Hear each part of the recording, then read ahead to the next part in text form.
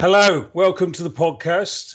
We've had a week off because we all got loads of things to do or had loads of things to do, and we've been all over the place, but we're back. And we haven't got Judy. We haven't got Judy this time because Judy's on her boat in the wilds of Ontario, currently searching for a Wi-Fi signal. Well, she's not searching for it because she's let us know that she's not going to have one. So we'll see Judy next time, hopefully. But today we've got a very old friend of mine, Caprice, here, who is a long career in English language teaching and teaches at a college in London, adults, and has been teaching the English Out There summer school since 2009. So a long time. And over that time, we've got to know each other pretty well. I think at the start, we kind of had a few disagreements and things like that and kind of prodded around. No. Yeah, we did. No. I just, it was just to be honest. And we've got Caroline here today, our regular attendee and guest who's in Rome and is going to have some questions for Caprice. But the point today, from my point of view, is to just sort of pick Caprice's brain about English Out There. And let's start with a question. Shall I kick off with a question that I've put down? Yeah. Yeah. Okay. So, Caprice, when you first started with EOT in 2009, yeah, how did you find it?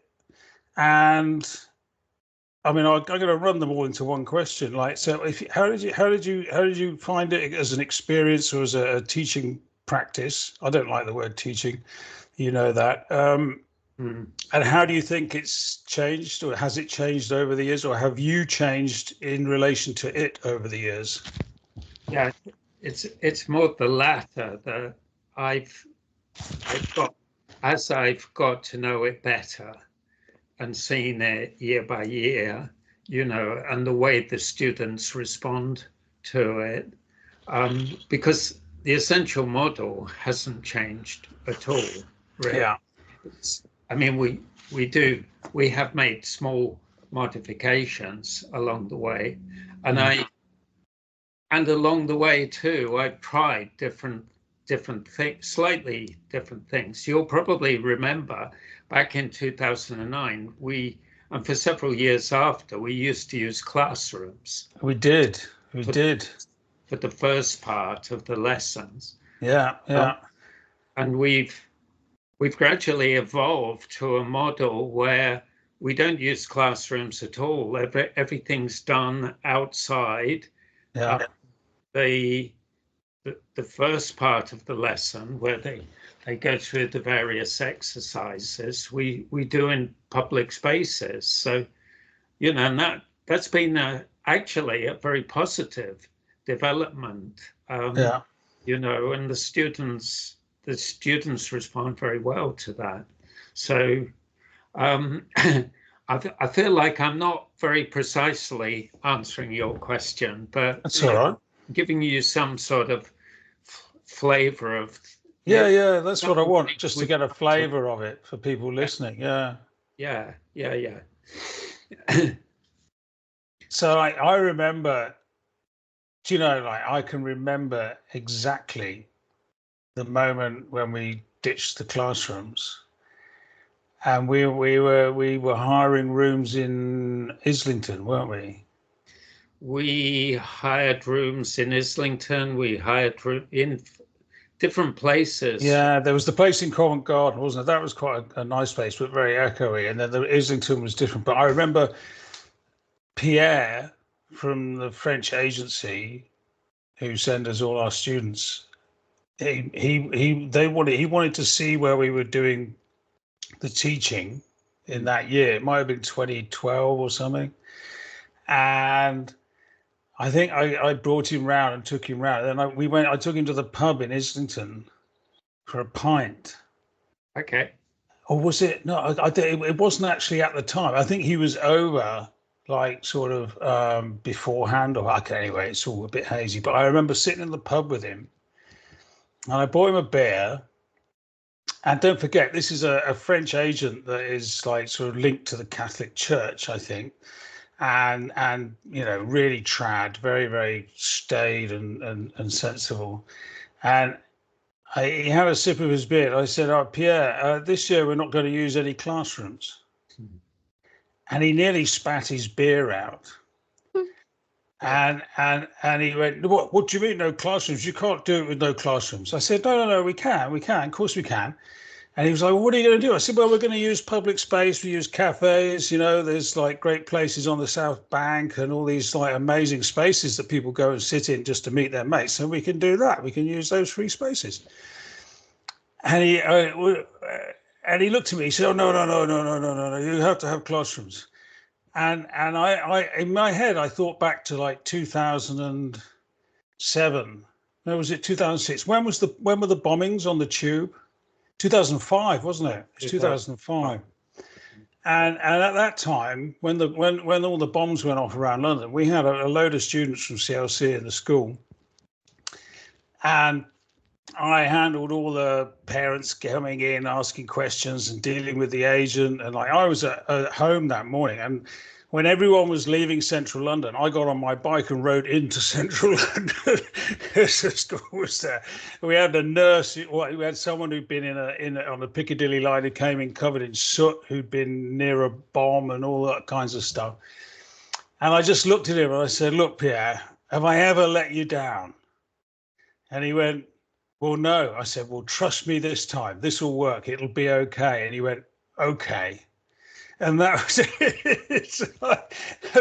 and then we started using no classrooms, which is like hugely liberating in many ways, isn't it?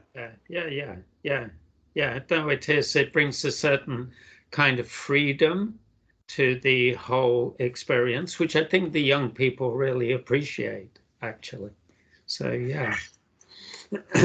I mean, we've had comments over the years from group leaders, from students, you know, that when they go on a short trip for a language course, like, and they've been in school all year, the idea of going to another country and then being put in a different classroom, another classroom in a different place, is kind of, you know, something they're not very keen to do. Yeah. And especially teenagers, because we teach teenagers, older teenagers, you know, they can switch off really completely in those situations if they're stuck back in a classroom and they're on holiday kind of thing. So it's worked pretty well. You got any questions, Caroline? Have you ever taught anywhere outside? I mean, you do it online.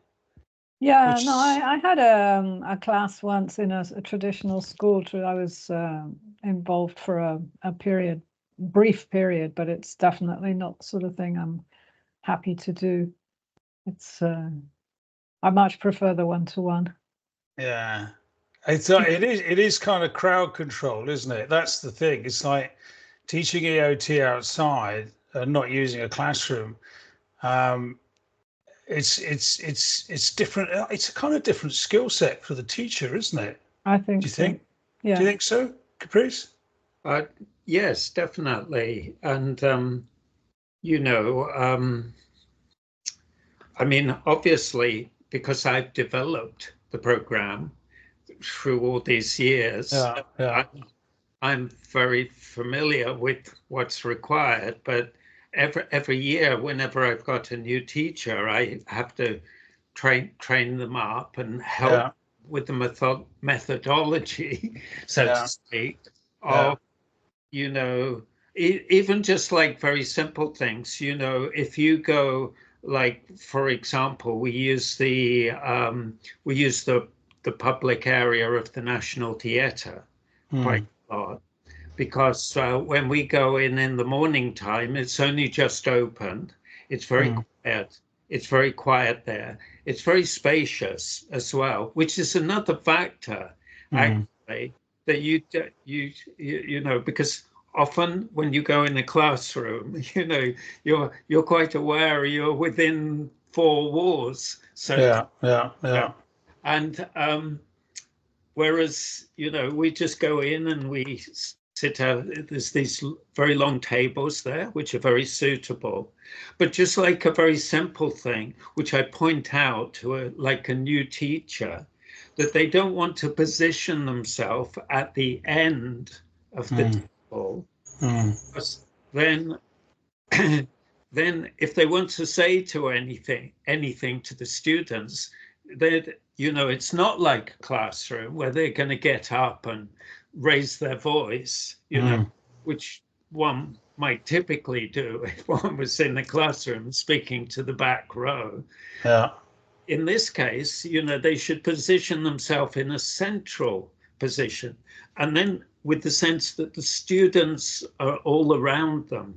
And then you can just say, because we only ever deal with very small groups. I mean, the maximum we've ever had is 12, but a maximum of 10, just to modify that a little from time to time. But usually it's no more than 10, and sometimes less, actually. Yeah. So that creates a more intimate feel of them. The students are kind of positioned around them, and they're just addressing them in their normal level of speaking. It's little things like that which play their part in the successfully managing the situation. It makes it it does make it more personal. And also, I think we've done it a few times. I don't know if you did it this year, but have students using different materials or different lesson plans. Have you done that? Yeah. Because then the teacher can have a group with students studying different language in the same class and working with different materials. Oh, I see. No, I'm trying to think if we ever have done that. We didn't do that this year. We did give them a choice of lessons. Right. But because I had several new teachers as well, I kind of felt it would be better for them. The class would, as you know, the first few lessons, certainly through the first week, we gave them, the teacher essentially was choosing the lessons. But in the second week, we actually started to give them a choice. But we didn't move to a point where different students within one group would have been subject. I think that has happened on occasion, if my memory serves me right. Yeah. But when they I'll explain that the lessons, these are 10 lessons, 10 3-hour lessons over 2 weeks, so Monday to Friday. And in the last few years, we've put together 10 lesson courses on like themes. Like last year, it was the environment. This year, it was about interpersonal relationships and stuff like that. And we always start, and this is what I say to Caroline and all students that I work with, if I work with anyone online, is like start low and, start with a very low lesson, A2 or something like that. And that's to get them used to the process and to give them some confidence in not worrying about the language on the page and just getting into conversations, isn't it? And I think often in feedback, we sometimes the last couple of years we've got is maybe it's like sort of bravado or they're a bit impatient. Some students go, oh, it's too easy at the start, but I think sometimes they don't kind of realize why we're doing it. Even if we explain it. They don't kind of, because they're conditioned from how they've studied English before or been taught English. So what we do is we do a couple of really low level ones or just to get them into the process, because the lessons work the same way each time, and finish up, preparation, and then finish up with a conversation with members of the public if you're out and about in the summer school, or online with, whoever's guiding you, like Caroline. But and then like, so when they chose the lessons, then we escalate it fairly rapidly, don't we, in terms of level? Yeah. So the lessons go from A2 to end up with, they could choose a C2, so an advanced proficiency lesson at the end. And some of them do that, don't they? Yeah. They actually get there. Yeah. No, they do. But I mean, as you know, our focus is not so much on the written work, but Yeah. you know, because it's more challenging for a lot of them to actually go out and use the language. So you know, as you know, Jason, we're always putting a very strong emphasis on, you know, on that aspect of the lesson, which is actually going out there and using the language. And that's you know, and that takes a certain amount of, you know, management. Since that's the word we're using. I don't particularly like the word, but you know, but you know, we can use it for now. I think we all know what we mean. You know, and it can be quite challenging for quite a few of them to actually be asked to go out there and start speaking in language. As you know, we ask them to record their conversations, and just the very fact of approaching members of the public and introducing themselves in perfect English, of course, because we practice that quite a bit, you know, introducing themselves, saying who they are, saying what they're doing. Excuse me, I'm studying English. Would you mind if I ask you a few questions about whatever the subject of the day is? And would it be all right if we record the conversation? And, you know, and surprisingly to a lot of the students, but we know this really works, the majority of people say yes, fine. And of course, as you know, we we prepare the students very thoroughly for this, and we point out to them not to try to stop people who are hurrying along the sidewalk. That kind of thing. And we always do it in safe areas, areas such as a park, where there's quite a lot of people sitting down, not doing very much, looking at their phone or reading their newspaper or whatever it might be. And a lot of them, you know, it can take a bit of effort on our part as their guides to encourage them to do this. But once they get into it, the results can be amazing. You know? I love it when you because we keep in touch when the summer school's on. Like you've often sent me clips of students who because they share them with you, don't they? And go, because when they say they meet someone, and some of them have like 20-30 minute conversations with people that go off on a tangent, and they completely forget they're in an English lesson, and they're just communicating. And because they've got the recording, then they let you have a listen. Then when you go, oh wow, we've had a longer one, the longest yet. Send it to me. Yeah, we do use these kind of standard incentives of who's got the longest one today, you know, which they buy into. You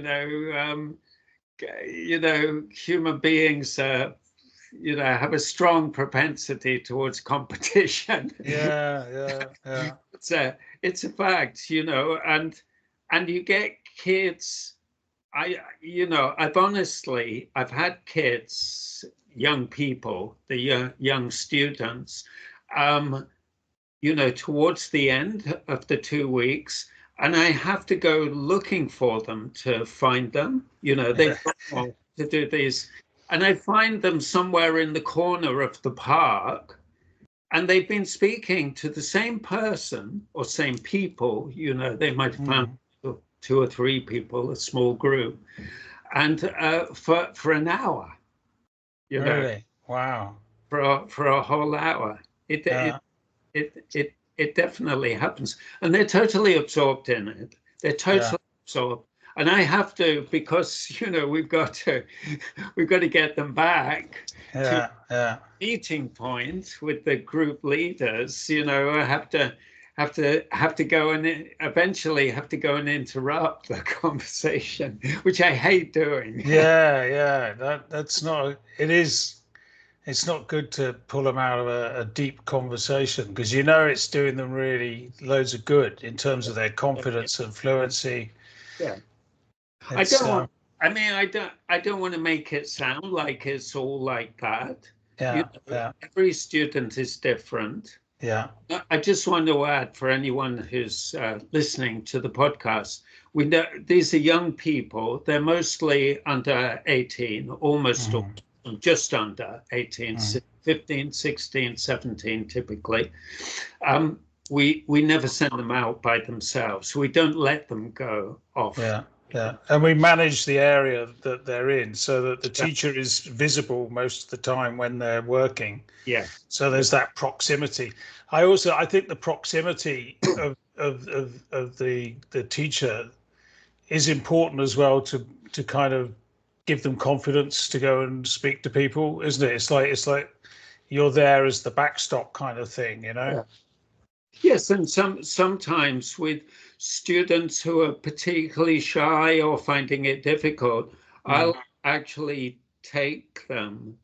I mean, this is quite rare. It's not usually necessary, but I have a few times taken them and introduced them to someone to get the conversation started.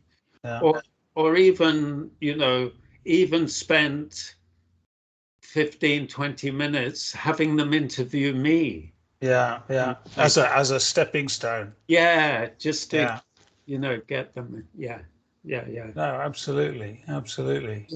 You know, like with those, you know, whenever you're teaching, you try.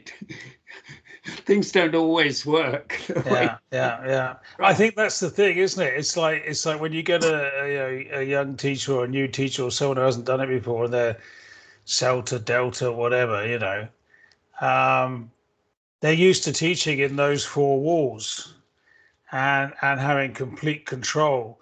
And then you take them out into a park or a cafe where there's other stuff going on. And the adjustment period is different for everyone, isn't it? You know, because there is going to be that feeling of you know, I'm not in control here because there are things going on that I have no control over. So it's a completely different mindset in terms of managing the group. Yeah. Caroline, this you teach EOT, don't you? But mainly online, is that? Only online. Only online. And is that entirely one-to-one? Sometimes I have couples. Oh, okay. Occasionally. The dynamics there are always interesting because they, you know, it depends on the relationship and it's a very different situation, obviously, from it is, because it's just me as the counterpart. I'm just the one they're talking to, and we get to know each other and we have our conversations. I get them to choose the topic every time and the level.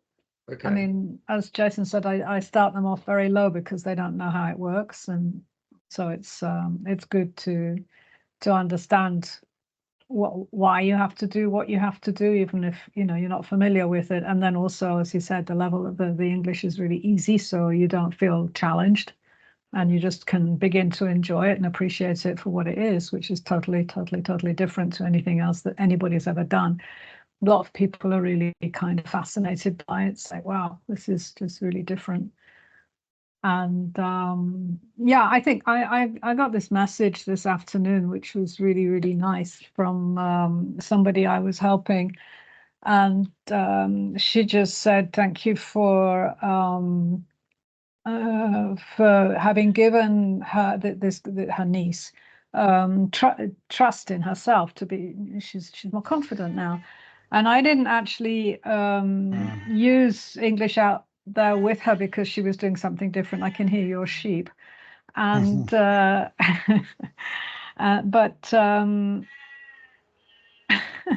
it's funny listening to the sheep. It's not me, it's the sheep. It's the sheep, yeah.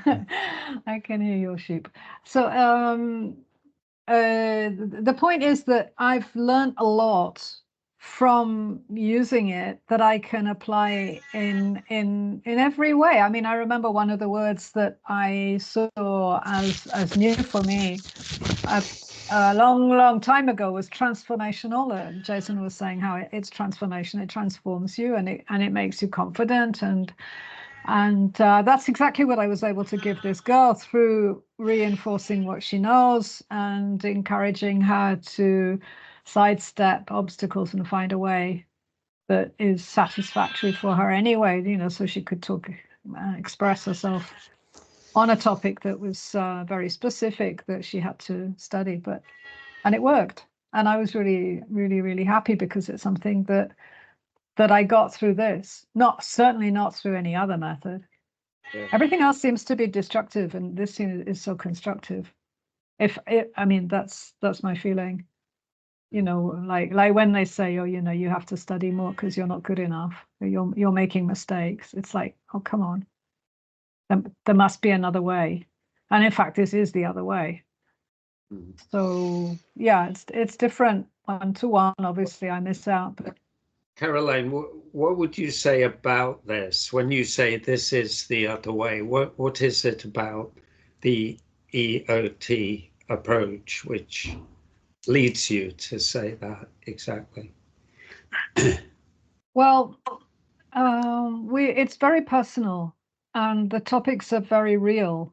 So that is something that you can't find in any other institutional system. It's like they give you units to study as a student, whereas here the person trying to improve their English in conversation, and they could be at any level, it doesn't matter.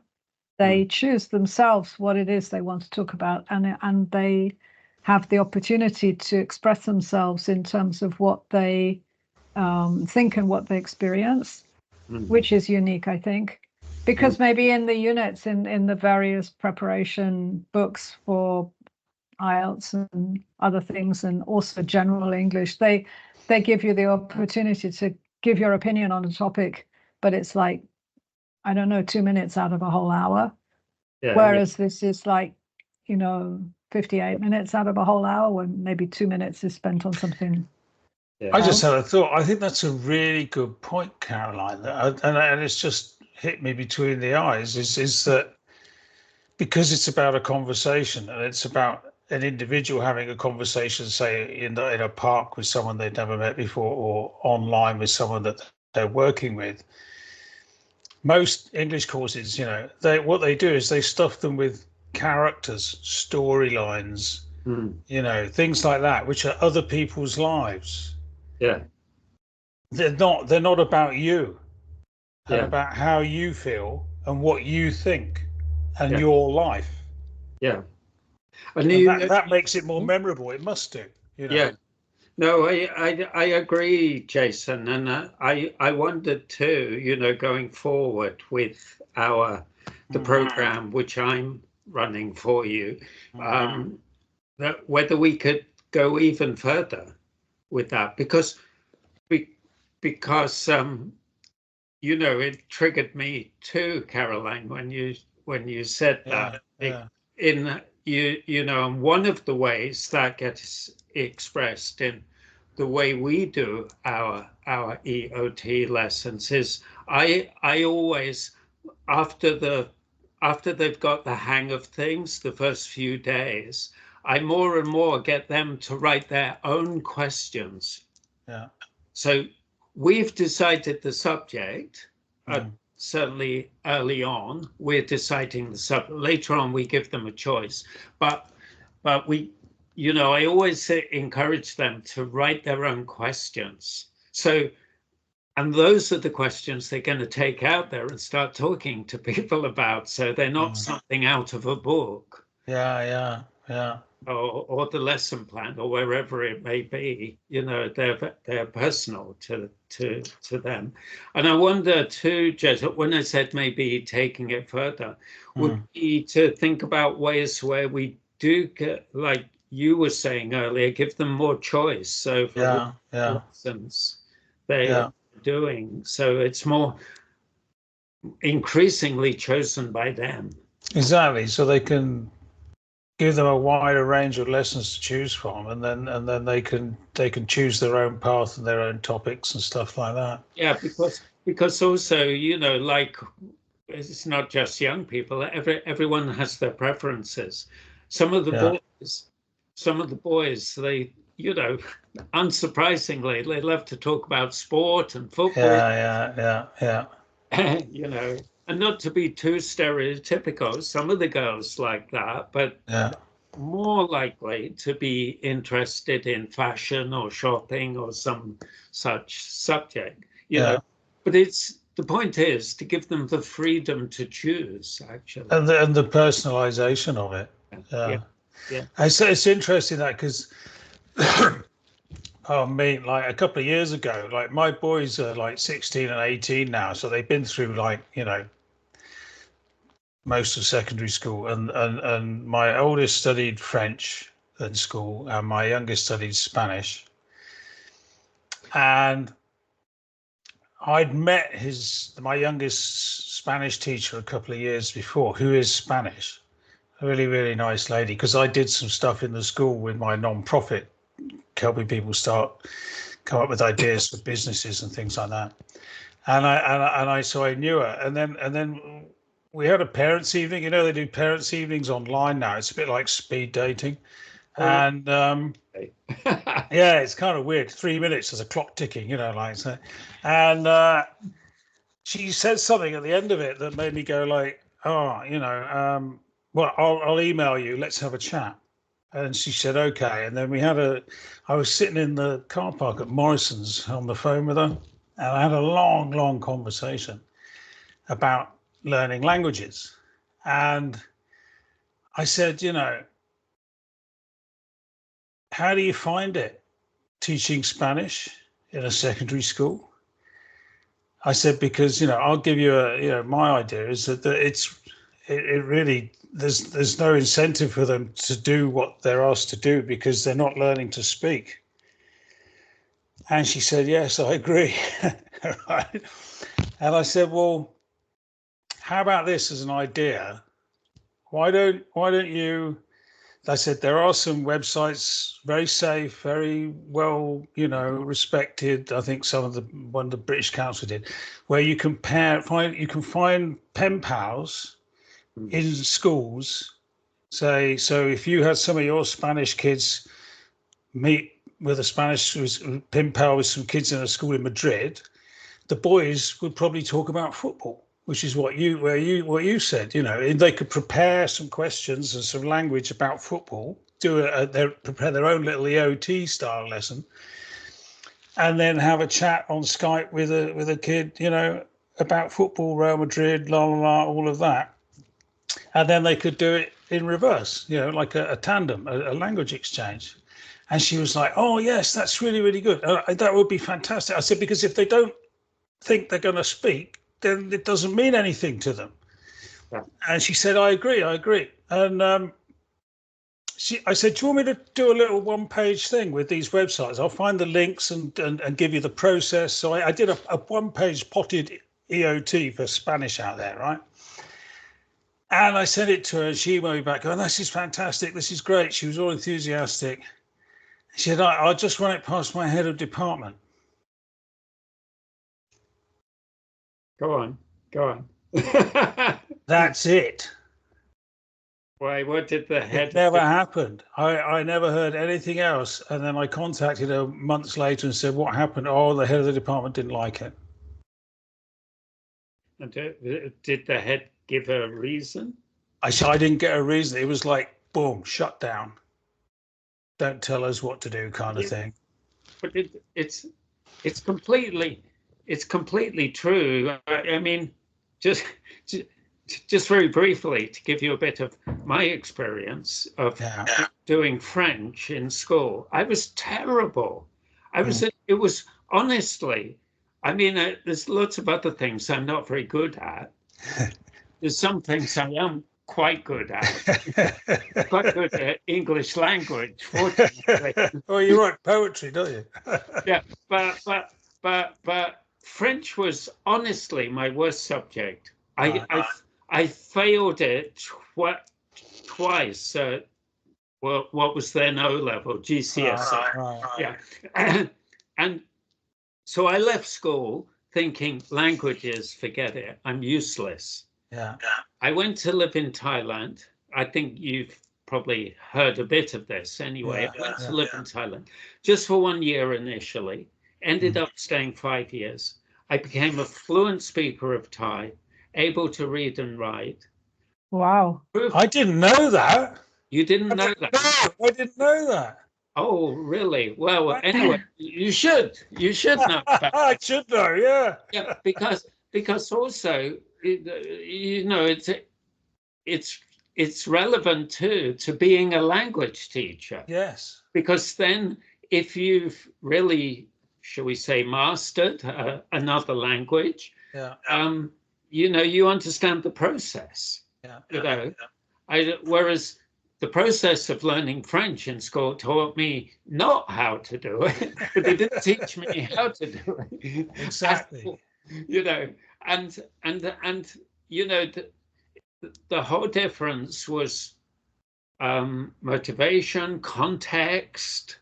Yeah. You know, that it really meant something. Yeah. To understand this language. It expanded my ability to communicate with the majority of the population as opposed to a very small group, you know.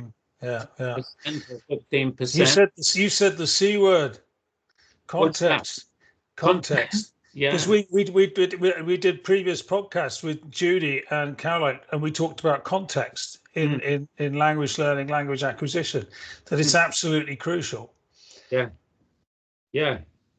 And you don't get that. You just don't get it in a French course book or even in an English course book for French kids in French schools. You know, it's So you learnt Thai through immersion. Yeah, immersion and really wanting to communicate. Exactly. So you had the motivation to communicate.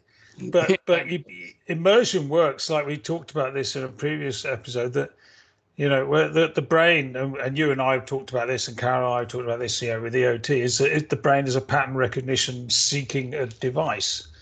So through immersion, your brain becomes aware of the patterns and the sounds of language and attaches them to meaning within, and that meaning is enhanced by context.